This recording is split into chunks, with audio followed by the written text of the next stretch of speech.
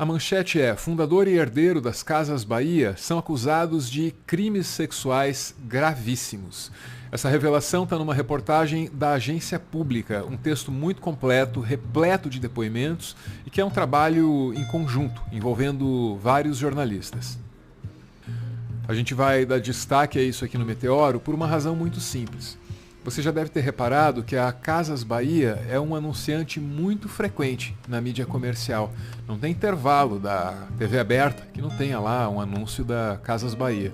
Pois é improvável que os meios de comunicação tradicionais se dediquem da maneira devida a essa história. Então alguém tem que ajudar a divulgar isso que a agência pública apurou.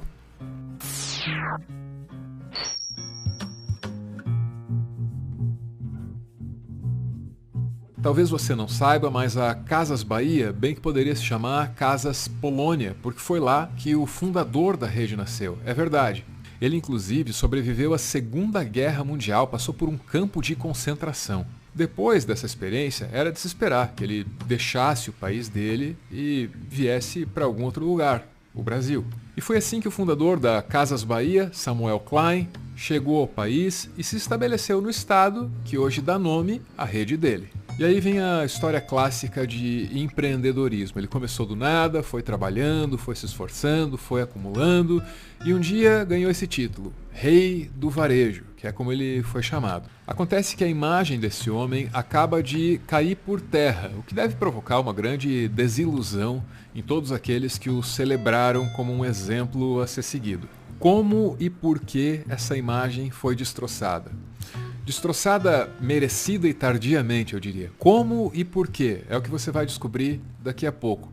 Antes, o melhor que a gente pode fazer é tentar compreender que imagem era essa, a dimensão dela. Como eu já expliquei, o Samuel Klein veio da Polônia, chegou no Brasil, não tinha nada, e aí fez e aconteceu, virou o fundador da Casas Bahia. Reza a lenda que no começo da vida dele como comerciante, o Samuel chegou a vender cavalo e carroça, se propondo a carregar a mercadoria dele nas costas. Isso para pegar o dinheiro do cavalo e da carroça e investir no negócio dele, na ampliação dos negócios dele. Então o que aconteceu?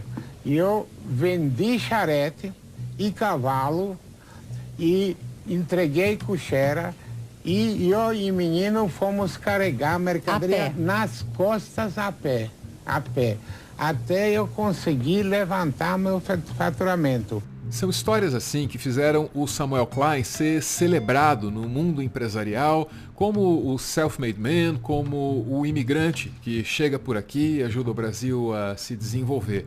Ele foi celebrado de tudo quanto é jeito, em livros, inclusive. O Samuel Klein morreu em 2014, aos 91 anos. 7 anos depois da morte dele, a gente passa a ter uma noção mais realista e menos fantasiosa do que foi a vida desse homem.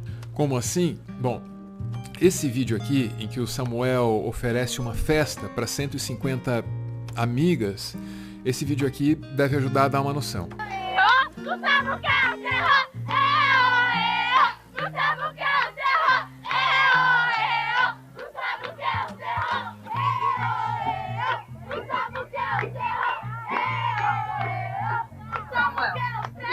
Dessas gatinhas maravilhosas. Não tem palavra.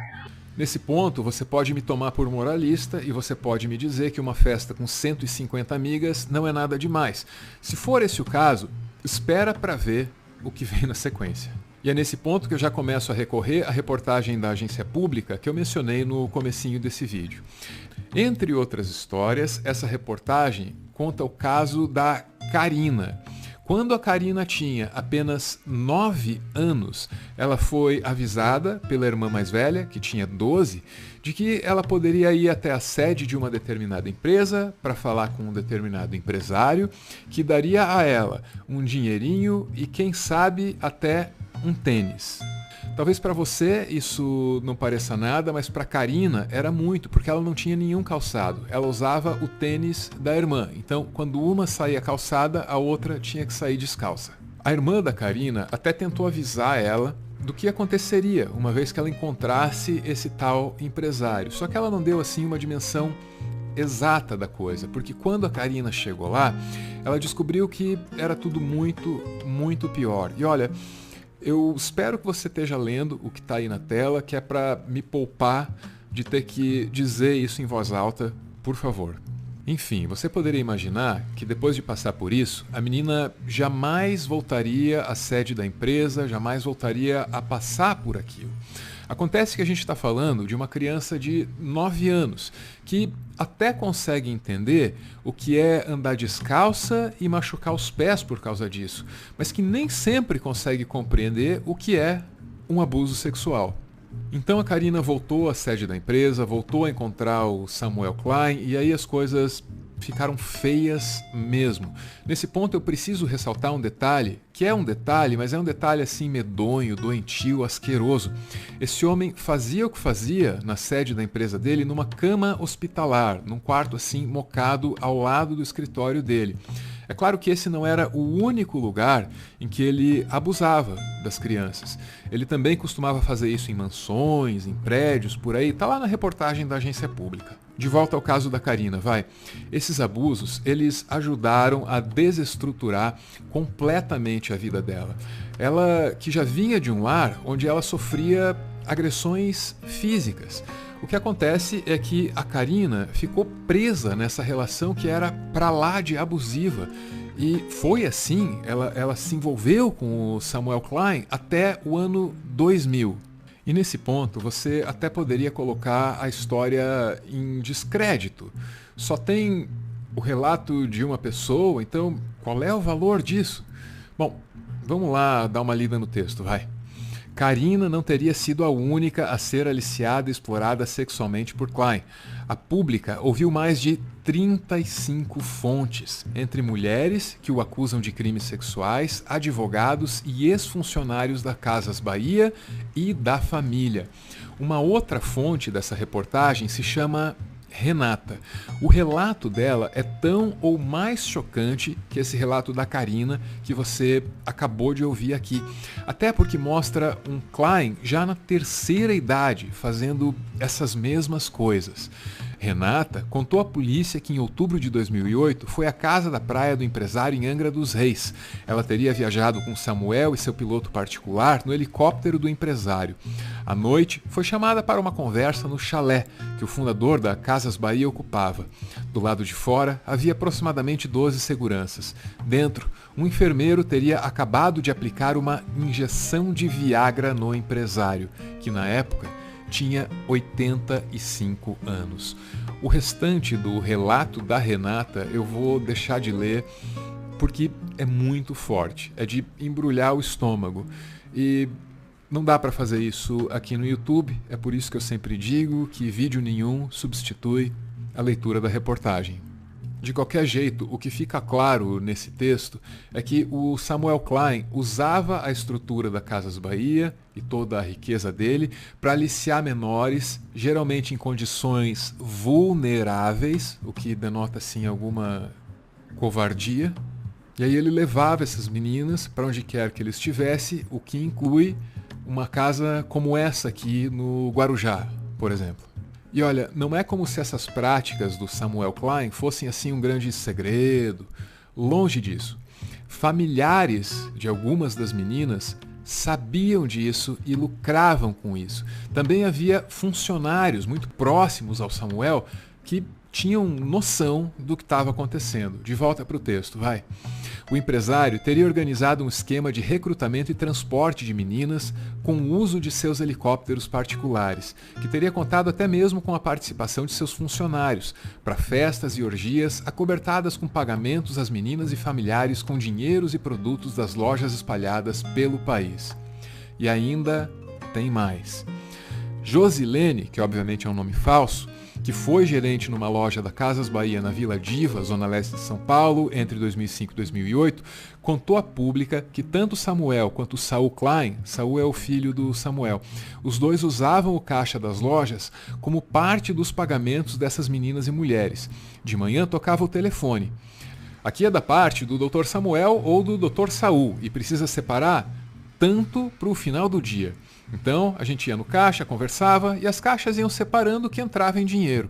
E no final as meninas passavam e retiravam os valores.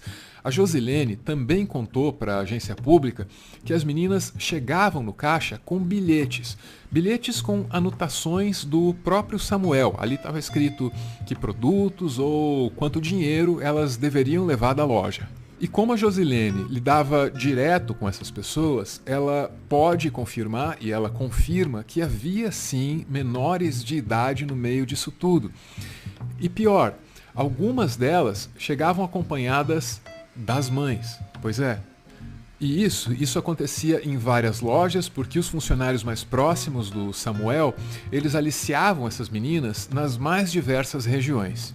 Então, assim, o Samuel nem tentava esconder o que ele estava fazendo. E se ele não tentava esconder o que ele estava fazendo, como é que ele pôde passar a vida inteira impune para só ser descoberto como o pedófilo que ele foi agora? A resposta é a mais óbvia possível.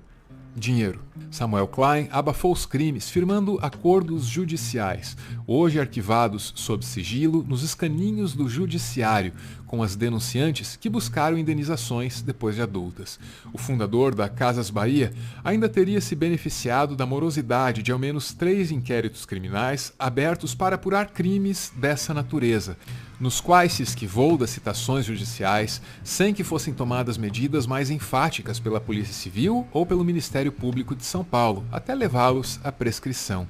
Tais manobras teriam contribuído para que ele mantivesse a imagem de herói do mundo dos negócios. Até agora. Até agora, mas por que agora? Por causa dessa figura aqui. O Saul Klein, filho e herdeiro do Samuel. Em dezembro do ano passado, a coluna da Mônica Bergamo, da Folha de São Paulo, contou uma história sobre o Saul. Filho do fundador das Casas Bahia, é acusado de estupro e aliciamento por 14 mulheres. E aqui eu vou ler um trecho do texto da Mônica Bergamo, um trecho que destaca a postura da defesa do Saul Klein, o filho. A defesa toda parece que gira em torno aí do conceito de Sugar Daddy. O advogado afirma que seu cliente contratava uma agência que lhe trazia Sugar Babies, como são chamadas as garotas que se dispõem a serem bancadas pelos daddies, e que ele mantém diversos relacionamentos simultaneamente. Ele era o daddy de todos os daddies, do qual todas as babies gostariam de ser babies. Eu não sei para você, mas para mim agora parece que essa coisa de aliciamento, pedofilia, abuso, estupro, parece que tudo isso fazia parte de uma cultura familiar e corporativa meio torpe, para dizer o mínimo. Enfim, como é que essas acusações contra o filho foram desaguar naquela vida nem tão secreta assim do pai? Nesse ponto, a gente vai ter que voltar para o texto da agência pública, onde a gente lê que foi a partir das denúncias mais recentes envolvendo o filho do patriarca da família Klein, o empresário Saul Klein, investigado pelo Ministério Público do Estado de São Paulo por aliciamento e estupro de dezenas de mulheres, que a reportagem foi atrás do passado de Samuel e encontrou indícios semelhantes às práticas descritas pelo Ministério Público na investigação sobre o seu filho. Gente, o que eu contei até aqui é apenas uma parte da história. Se você quiser saber do resto, eu recomendo a leitura do texto da agência pública. Tem que ter estômago e a leitura pode até doer, mas a verdade é assim mesmo. Dói. Para continuar fazendo conteúdo e, quem sabe, expandir o projeto, o Meteoro depende de contribuições. A chave Pix do canal é essa aí, pixmeteoro@gmail.com. Você pode ajudar, mas claro, só se você quiser. Muito obrigada por ver esse vídeo até o final.